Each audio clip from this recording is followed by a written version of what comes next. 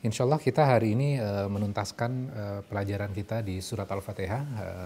Sesi hari ini memang tidak panjang, kita akan belajar tentang struktur besar dari surat Al-Fatihah ini. Assalamualaikum warahmatullahi wabarakatuh. A'udzubillahi minasyaitonirrajim. Bismillahirrahmanirrahim. Alhamdulillahirabbil alamin. Allahumma shalli ala Muhammad wa ala ali Muhammad. Rabbana zalamna anfusana wa illam taghfir lana wa tarhamna lanakunanna minal khasirin. Rabbi syrahli sadari wa yassirli amri wahlul 'uqdatam min lisani yafqahu qawli. Amin amin ya rabbal alamin. Hari ini kita akan menuntaskan pelajaran kita di surat Al-Fatihah. Ini adalah sesi terakhir di surat Al-Fatihah ini. Insya Allah nanti besok kita akan berganti surat, yaitu kita akan berganti surat Yasin. Kita hari ini tuntaskan surat Al-Fatihah dulu. Hari ini kita akan belajar struktur besar dari surat Al-Fatihah ini. Kita akan melihat keindahan, keseimbangan dari surat Al-Fatihah ini. Kita langsung mulai saja. Nah, sekarang kita lihat. Alhamdulillah. Di situ ada kata ham. Ham itu maknanya adalah terima kasih sekaligus kita memuji. Jadi kata pujian dan terima kasih dalam satu kata ham ini. Kita kadang dalam kehidupan kita ketika misalnya kita sibuk memuji seseorang, kadang kita lupa untuk berterima kasih. Nah, ini seringkali terjadi dalam kehidupan kita. Sehingga kalau kita lihat ham di sini, itu sangat balance sekali antara memuji dan sekaligus berterima kasih. Itu balance yang pertama. Kemudian yang kedua adalah Allah menerangkan Ar-Rahman dan Ar-Rahim. Allah itu yang maha pengasih dan maha penyayang. Allah sangat sayang dan sangat care kepada kita. Baik pada saat sekarang maupun masa yang akan datang. Nah, ketika Allah menjelaskan sifat seperti ini, maka bisa jadi manusia itu mengambil keuntungan, memanfaatkan sifat ini. Maka Allah memberikan balance. Balance-nya apa? Dengan Maliki Yaumiddin. Allah yang memiliki hari pengadilan. Allah yang memiliki hari pembalasan. Jadi ini keseimbangan yang kedua. Yang ketiga sekarang. Di dalam surat Al-Fatihah, gitu, di bagian awal, Alhamdulillahirabbil alamin, Ar-Rahmanir Rahim, Maliki Yaumiddin.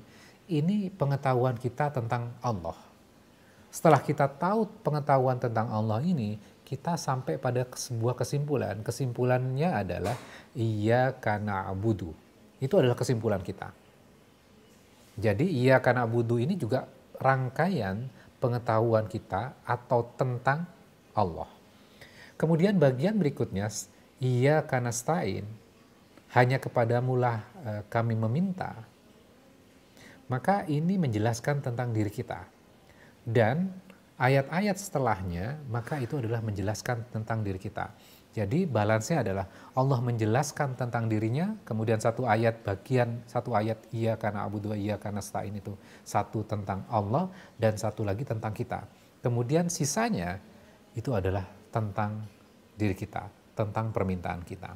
Jadi tentang Allah dan tentang kita. Itu balance yang ketiga. Oke, sekarang kita melihat dari struktur yang berbeda lagi. Kalau kita memahami Alhamdulillahirabbil alamin, segala puji dan terima kasih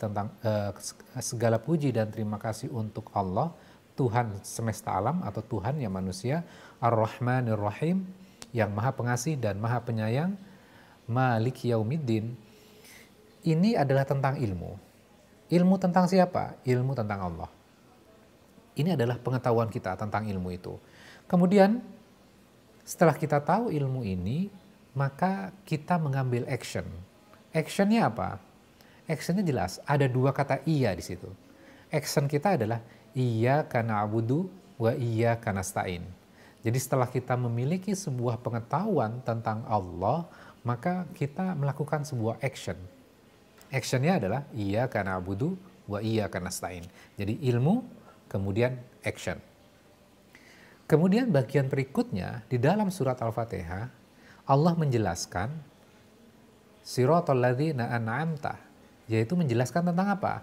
Orang-orang yang memiliki ilmu dan actionnya sama dengan ilmunya. jadi sinkron tuh. Jadi ilmu, kita action, kemudian Allah memberikan sebuah contoh kepada kita, orang yang memiliki ilmu dan actionnya sama dengan ilmunya. Oke, bagian berikutnya. Kita meminta kepada Allah, ya Allah, jangan jadikan kami ghairil maghdubi. Maghdubi itu apa? Orang-orang yang memiliki ilmu, jadi orang-orang yang memiliki ilmu, tapi actionnya berbeda dengan ilmunya. Kemudian yang terakhir, dolin. Dolin itu apa? Orang-orang yang tidak memiliki ilmu, tapi mereka sudah action. Sehingga actionnya kan salah. Ini adalah struktur dari surat Al-Fatihah. Jadi kalau kita pelajari ilmu tentang Allah, kemudian kita action, kemudian Allah memberikan sebuah contoh, orang-orang yang memiliki ilmu dan actionnya sama, sehingga orang-orang ini diberikan nikmat. Kemudian orang-orang yang dimurkai itu adalah orang-orang yang mereka tidak memiliki ilmu, orang-orang yang memiliki ilmu dan actionnya berbeda dengan ilmunya. Dan kita minta juga kepada Allah jangan dimasukkan ke dalam golongan orang-orang yang tidak memiliki ilmu, tapi mereka sudah action. Ini struktur yang sangat indah yang Allah gambarkan di dalam surat Al-Fatihah ini. Oke, kira-kira itu adalah struktur yang kita bisa pelajari dari surat Al-Fatihah. Di dalam surat Al-Fatihah itu sendiri. Namun ternyata tidak berhenti sampai di situ saja. Kita akan melihat struktur yang lebih luas lagi. Surat Al-Fatihah kira-kira ada korelasinya enggak dengan surat terakhir di dalam Al-Quran? Surat terakhir apa berarti? Surat An-Nas. Kira-kira ada hubungannya enggak? Ternyata ada hubungannya. Nah, ini yang menarik. Ternyata struktur surat Al-Fatihah dan surat An-Nas memiliki sebuah korelasi, memiliki sebuah hubungan. Nah, sekarang kita lihat satu-satu. Surat Al-Fatihah, kita mulai dengan memuji kepada Allah. Artinya, memulai dengan sesuatu yang positif. Kita memuji kepada Allah dengan mengucapkan Alhamdulillah, segala puji dan terima kasih untuk Allah. Sedangkan di surat An-Nas, kita minta perlindungan dari sesuatu yang negatif kepada Allah. Dengan kita mengatakan apa? Qul a'udhu. Kita minta perlindungan kepada Allah kita. Itu hubungannya. Kemudian yang kedua, di dalam surat Al-Fatihah, kita mengatakan Rabbil Alamin. Tuhannya manusia. Maka di surat An-Nas kita mengatakan apa? Rabbin Nas. Tuhannya manusia juga. Kelihatan nggak sinkronisasinya antara surat Al-Fatihah dan surat An-Nas? Kemudian yang ketiga adalah di dalam surat Al-Fatihah kita mengatakan Maliki Yaumiddin. Allah yang memiliki hari pembalasan. Di surat An-Nas ada apa? Malikin Nas. Allah yang memiliki manusia. Terikat. Memiliki sebuah korelasi. Kemudian bagian yang keempat. Iyyaka na'budu, hanya kepadamu kami menyembah, hanya kepadamu kami menjadi hamba. Maka di surat An-Nas kita mengatakan apa? Ilahin nas, Tuhannya manusia. Jadi itu adalah korelasinya. Udah 4 poin. Kemudian bagian berikutnya. Di dalam surat Al-Fatihah kita meminta kepada Allah dari 2 kelompok. 2 kelompok ini apa? Yang baru kita pelajari. Kita berlindung untuk jangan disampai dimasukkan kelompok maghdubi dan dolin. Di surat An-Nas, kita minta perlindungan kepada Allah dari 2 makhluk juga. Siapa yang 2 makhluk itu? Minal jinnati wan nas. Jadi di dalam surat Al-Fatihah kita minta tidak dimasukkan dari 2 golongan, dan kita di dalam surat An-Nas juga meminta perlindungan dari 2 makhluk, yaitu minal jinnati wan nas, dari jin dan manusia. Ini ternyata setelah kita pelajari ini, ternyata Al-Quran itu korelasinya atau strukturnya itu sangat indah. Ternyata bukan hanya di dalam surat Al-Fatihah saja yang memiliki keindahan dan balance di dalam surat Al-Fatihah itu sendiri. Ternyata setelah kita pelajari, awal dari Al-Quran yaitu surat Al-Fatihah itu memiliki korelasi, memiliki hubungan dengan surat terakhir di dalam Al-Quran. Jadi kalau kita belajar hal ini, maka kita sampai pada sebuah kesimpulan. Tidak mungkin manusia yang membuat Al-Quran ini. Pasti berasalnya dari Rob kita, yaitu Allah. Bagaimana nyusunnya satu-satu seperti ini? Ternyata setelah kita belajar, kita bisa melihat sebuah keindahan di surat Al-Fatihah ini. Mudah-mudahan ini bisa menambah apresiasi kita terhadap Al-Quran. Makin kita mengagumi Al-Quran, makin kita mengagumi Allah yang membuat Al-Quran ini buat kita. Ini adalah sebuah karunia yang berharga untuk kita pelajari.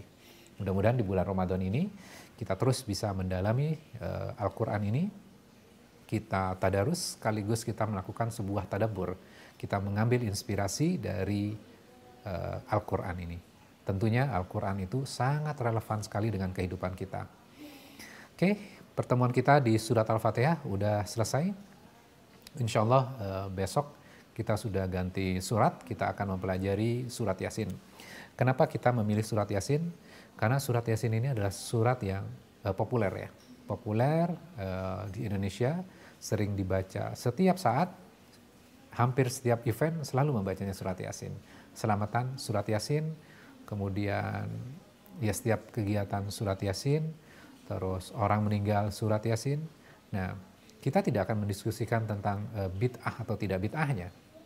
Karena ada hal yang jauh lebih menarik, yaitu kandungan dari surat Yasin ini. Kenapa kok surat Yasin ini begitu istimewa? Bahkan Rasulullah mengatakan Yasin itu adalah jantungnya Al-Quran. Nah, ini yang insya Allah kita akan pelajari perlahan-lahan, mudah-mudahan bisa selesai sampai ayat terakhir ya. Kita akan startingnya adalah dari ayat ke-1. Kita akan belajarnya urut supaya kita melihat struktur besar, kita melihat korelasi antara satu ayat dengan ayat yang lain. Dan kita akan melihat juga struktur besar di surat Yasin ini ternyata ada beberapa pengelompokan yang akan memudahkan kita untuk bisa mempelajari surat ini. Dan alhamdulillah Quran Inspiration juga sekarang ditayangkan di MKTV ya, jam 10 pagi. Oke, jika tidak ada pertanyaan kita tutup saja dengan doa kafaratul majelis. Subhanaka wa bihamdika asyhadu an la ilaha illa anta astaghfiruka wa atubu ilaik. Mohon maaf jika ada yang kurang berkenan. Wabillahi taufik wal hidayah. Wassalamualaikum warahmatullahi wabarakatuh.